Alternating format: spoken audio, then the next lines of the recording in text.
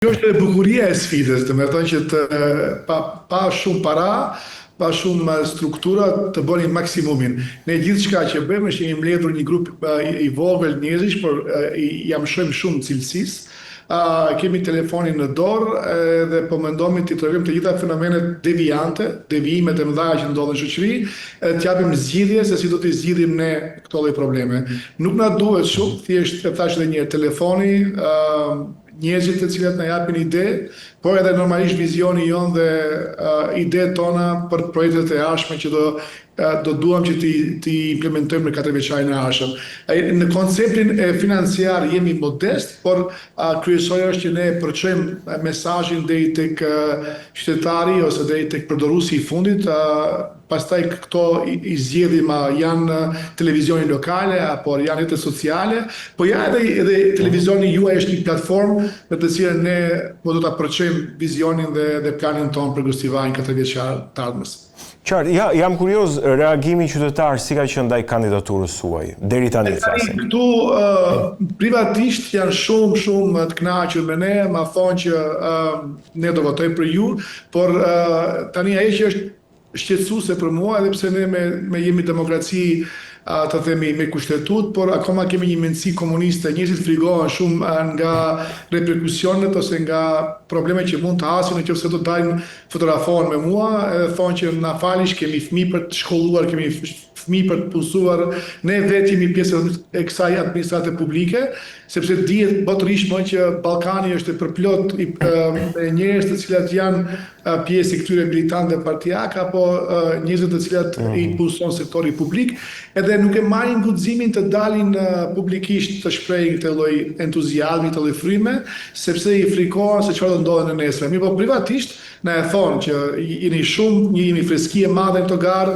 ju pëlqen shumë që kemi një kampanjë pozitive, ma tepër merremi me çfarë do bëjmë ne, sesa që merremi me kundër kandidatët, edhe kjo ato i bën që të krijojë një simpati dhe një dashurie për ne. Thash edhe një herë, vështirësia më e madhe është që ne kemi këto turmat e mëdha, sepse njerëzit nuk fuqizohen për ta bërë këtë hapin e madh e kësaj lloj mendësie kritike, sepse afër 70% janë të punësuar në administratë publike. Kur them administratë publike, mendoj edhe ministritë, edhe komuna, bashkia, i punëson ata dhe pastaj ato akmeren, që nëse do ishin me një kandidat të pavarur. Tani të dyja bulloqet e kanë këtë fuqinë e madhe që mund t'i mbrojnë anëtarët e vet, unë jam i pavarur, nuk mund t'i mbroj, unë thjesht mund t'u jap një lloj emocioni, një lloj ideje, një lloj vizioni se çfarë do bëjmë me Gostivarin në 4 vjeçarin e ardhshëm. Kam përshtypjen që kjo nuk ndodh vetëm aty në Maqedoninë të Veriut, por ndodh edhe në Shqipëri, edhe në Kosovë. Ndoshta është problem ballkanik kjo puna e frikës ndaj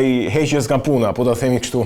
Fatkeqësisht, nuk do duhet të ishte kështu. Një popull i cili ka 2/3 e popullsisë me $2 në ditë, ose që e ka pagën mesatare €400, nuk ke se si e gjykon për vendimin që ato marrin jashtë rrugës, a? Unë i kuptoj, i mirë kuptoj, edhe pse do kisha patur dëshirë që të kemi më tepër njerëz të cilët fuqizohen, sepse kjo do kishte dhënë një shtytje më të madhe opinionit publik që të shikojnë që ka edhe njerëz, por edhe një thash, mua më intereson shpirti atyre njerëzve, sa që më intereson pamja fizike dhe dalja për fotografi.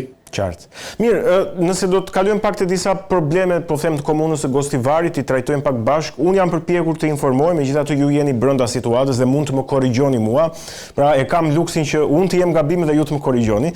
Gostivari, komuna, ka borxhe, nëse zgaboj, mbi 25 milionë euro dhe është renditur në fund të indeksit të transparencës. Dhe kjo është për çështje që i prekin të gjithë qytetarët e komunës aty. Si do ta trajtoni ju këtë çështje? Tani, borxhi publik duhet të merret seriozisht, sepse i bie që diku çdo qytetar i Gostivarit ka diku afër 700 deri 800 euro per capita ose për kokë banori borxh të cilin e ka akumuluar partitë politike. Si do merrem me borxhin, do bëjmë një lloj plani afatgjatë, se s'mund të jetë afatshkurt patjetër për një periudhë 4 dhe 6 vjeçare, se si mund ta rikthejmë borxhin, edhe mënyra e parë që do bëj ose vendimi i parë që do bëj është se do i heq të gjitha militantët partijak nga pagesa e komunës. Nuk e di a e dini, por diku në Gostivari ka afër 500 njerëz të cilat marrin paga dhe nuk shkojnë punë, sepse ato duan që sepse janë parti politike dhe i financojnë aktivistët dhe militantët partijarë për fituar zgjedhjet parlamentare.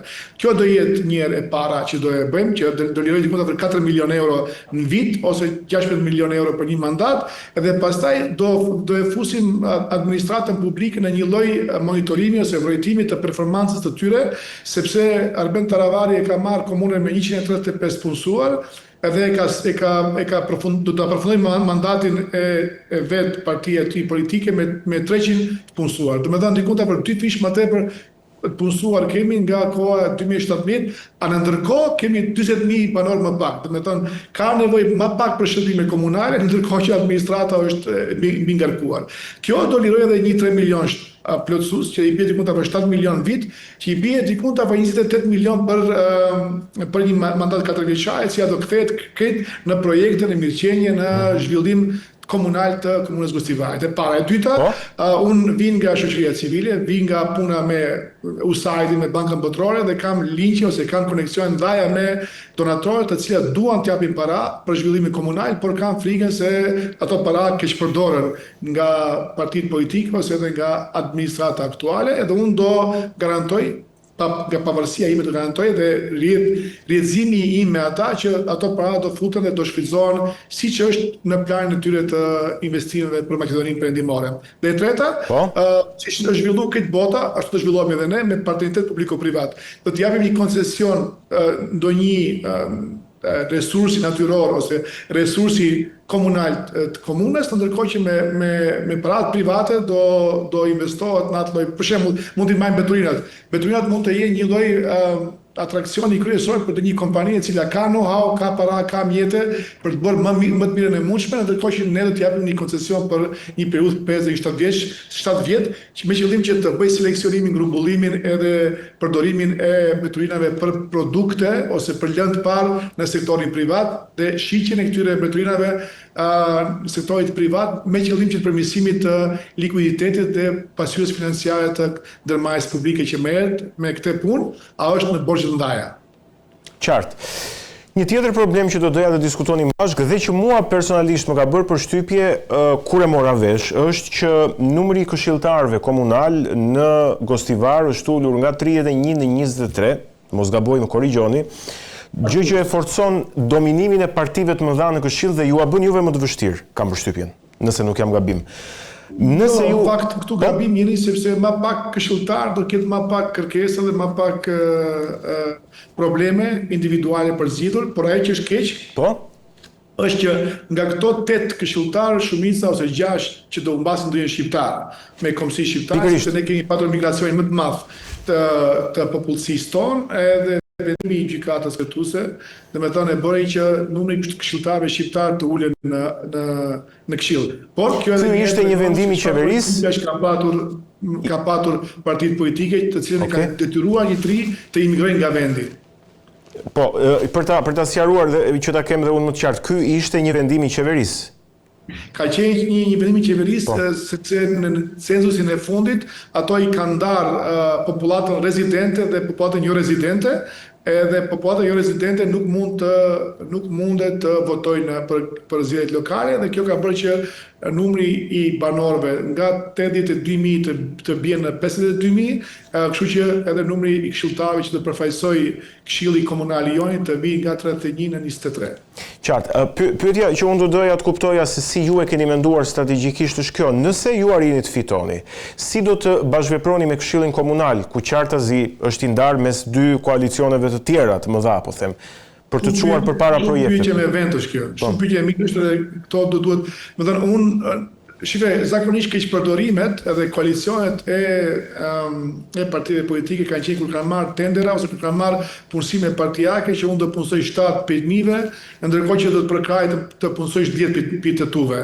Unë nuk kam as logo, as militant partijak, as ushtri për të punësuar. Unë e kam qytetarin. Edhe do t'i sfidoj shumë qytetarët partijak me projekte të cilat do t'i promovoj përpara qytetarëve, edhe nëse ato më bëjnë pengesa, atëherë do të them qytetarëve që ato nuk duan zhvillim, nuk duan progres, në qoftë se do duam ne që zgjidhemi kanalizim apo të bëjmë një aquapark apo të bëjmë një fushë futbolli, edhe këtë do t'ua them qytetarëve dhe për këtë pengojnë vetëm për hasmëri politike, ata qytetarët duhet ta dinë këtë, dhe e dyta do fus konceptin e referendumit. Në Maqedoni kërkush nuk e ka futur deri tani referendumin, në qoftë se 10% e popullatës vendosën diçka pozitive për një çështje, atëherë Këshilli Komunal e aprovon dhe duhet ta adapton me patjetër, sepse është kërkesë dhe miratim i qytetarëve të Gostivarit. Me të unë sa që do has në probleme, do ta fus, do ta pyes qytetarin se çfarë mendojnë ata për këto lloj vendime që kemi marrë bashkë. Në afagjat, patjetër që nuk dua të kem luftë me Këshillin Komunal apo me partitë politike, por do mundohem që unë të jem proaktiv, të sfidoj ato me projekte dhe ato pastaj ta ndjeki rrugën time, sepse kjo është rruga e vetme, rruga e progresit, sepse do na ikin njerëzit edhe s'do kemi më kujt i trajtohemi pas 4-5 viteve, se s'ka njerëz. Qartë. Sa i takon demografisë, Gostivari është një komunë patjetër me shumicë shqiptare, megjithatë aty ka edhe pakica etnike, kam përshtypjen turq. Nuk e di se çfarë pakicësh të tjera ka vlerë, janë gjithë të përfaqësuar nga pak. Në raport me pakicat etnike, ju si jeni qasur dhe çfarë perceptimi keni marrë nga ta? Qytetari nuk ka as ngjyrë, as taj përkatësi, më është qytetari i ka nevojat bazë. Si maqedonas, si shqiptari kanë probleme me analizimin, me ujin e ishëm, me qendrën të atësak, me mbeturinë atë, dhe unë mundohem të zgjidh problemet pa marrë parasysh se cilës lagje apo se cilës përkatësi etnike i përkasin. Edhe e trajtoj qytetarin mbi të gjitha këto lloj parime emocionale dhe etnike që janë shumë të rëndësishme për partitë politike, por pak të rëndësishme për mua sepse unë vi për qytetin, jo për partinë. Nuk kam as agjendë të zhvilloj partitë politike, as nuk kam edhe agjendë nacionale, për mua rëndësishme është qyteti. Në fakt, shumë interesante kjo që thatë ju tani, sepse kur kam folur, po them, me komentues të ndryshëm të politikës në Maqedoninë e Veriut, me figura të ndryshme përfaqësimi në nivele të ndryshme politike flas. Gjithmonë shqiptarë e kanë vënë theksin tek ndasia etnike në Maqedoninë e Veriut, e cila është pjesë edhe e zgjedhjeve të përgjithshme, patjetër edhe e zgjedhjeve komunale. Ndërkohë që ju vini me një platformë tjetër që nuk e potenconi, po them, ndasinë etnike. Dhe kjo më duket interesante. Tani nuk e di se sa shqiptarët nuk ka patriotizëm më të madh se sa të zgjidhësh një problem i cilin e ka qytetari. Nuk ka patriotizëm më të madh se sa të japësh një mundësi që një i ri nga Gostivari mos zgjedh imigracionin dhe mos zgjedh rrugën e gurbetit. Nuk ka patriotizëm më të madh se sa të japësh një lloj perspektive që një i moshuar të ketë nipërit mbesat e vet afër vetes vete. Ne nuk them që do bëjmë rekullin dhe do kthej ato që kanë ikur. Për të paktën ative të rive që kanë ngel këtu të jap një alternativë për Gostivarin dhe Gostivari të jetë në listën lart të vendimeve që merr një i ri për të vazhduar karrierën e vet në Gostivar. Kjo besoj që është përmbi gjithë llafet boshe patriotike që i kanë partitë politike, por nuk i realizojnë. Dhe e dyta, patriotizmi, po shikojsh komunat shqiptare në Maqedoninë Perëndimore, ka përplot kanë që flasin për shqiptari, flasin për stadium për flamur, në ndërkohë që nuk mund të gjesh një komunë model zhvillimor të cilën e ka pa probleme të mesjetës. Merri nga Likova deri në Struk, të gjitha komunat të cilat udhiqen nga shqiptar kanë probleme të mesjetës, kanë probleme me qendrën të atësak, me kanalizime, me ujë, me borxh publik të madh, me imigracion të lartë. Tani dhe sa vite do flasim fjalë boshe ndaja, ndërkohë që ju e keni rrëzuar, e keni shkatruar një komunë atje ku do të tregoni patriotizëm. Patriotizmi më i madh është të jepni këtij populli mirëqenie, të jepni këtij populli vende pune, sektorin privat, ta rrisni sektorin privat, ta përmirësoni cilësinë e arsimit, dhe të krijoni një lloj shpresë tek njerëzit që edhe këtu jetohet. Qartë, pra ju nuk mendoni se, po themi, në vitin 2025, me këto probleme që kemi, ligjërimi etnik dhe patriotik sjell vota, ndoshta se partitë më dha mund ta përdorin këtë gjë kam përshtypjen. Edhe e përdorin Mund të sigurisht. sillin, po nuk sillin zhvillim, sepse pastaj partitë politike kur i marrin votat e gryen me të madhe, sepse ato e mbushin tash njerëz sipas statistikave të mia 500 i ke në qerin të shtëpia, edhe 300 i ke kështu të punësuar, domethënë që janë shkojnë punë, por nuk kanë një vend specifik pune, të mund të 1000 persona marrin rrogë për shkak të këtyre politikave mdhaja, por realisht vinë me kosto të madhe për qytetin. Unë dua që këto 7 milion që i thash më herët, që mbase edhe më tepër mund të jenë, por sigurisht 7 milion t'i kthej në produktivitet, në investim, në mirëqenie për gostivarin. Pastaj kjo do rezultoj që të kemi edhe patriotizëm, të kemi edhe shqiptari, të kemi edhe flamur, të kemi edhe gjithçka që vinë më pas. Qartë, edhe për të ardhur avash edhe drejt fundit bisedës tonë, së pari mua më bëri përshtypje që për të kandiduar i pavarur në Maqedoninë të Veriut për kryetar komune mjafton vetëm 2 firma. Ka qenë ndryshe, edhe mendova se ishte shaka kjo, po qenë kështë e vërtet në fakt. Nuk është shaka, ka qenë deri në fund, ka qenë që duhet të kesh 1% të trupit votuesve, pastaj u bë një mallakame madhe dhe faktikisht nuk u morën vesh qeveria me sistemin juridik të Maqedonisë, edhe në fund ngeli me 2 firma, por e kam shpallur kandidaturën time prej 9 korrik, kur këto gjëra as nuk i kam ditur që do jenë rregull. Mjaft interesante. Kjo më bëri përshtypje. E dyta, diçka që më bën përshtypje është, nuk e di, më gjerë në gjithë Maqedoninë e Veriut duket sikur këto zgjedhje lokale, komunale kanë marrë frymën e zgjedhjeve të përgjithshme, zgjedhjeve për parlament. Nuk e di nëse është krijuar një frymë e tillë apo është perceptimi i gabuar kjo. Dhe në këtë kontekst si është sheh të ardhmen e gostivarit në gjithë kontekstin e Maqedonisë së Veriut, të qeverive të Maqedonisë së Veriut, të partive të tjera të mëdha. Të vërtetë keni konstatimin dhe kjo bëhet për 2 arsye.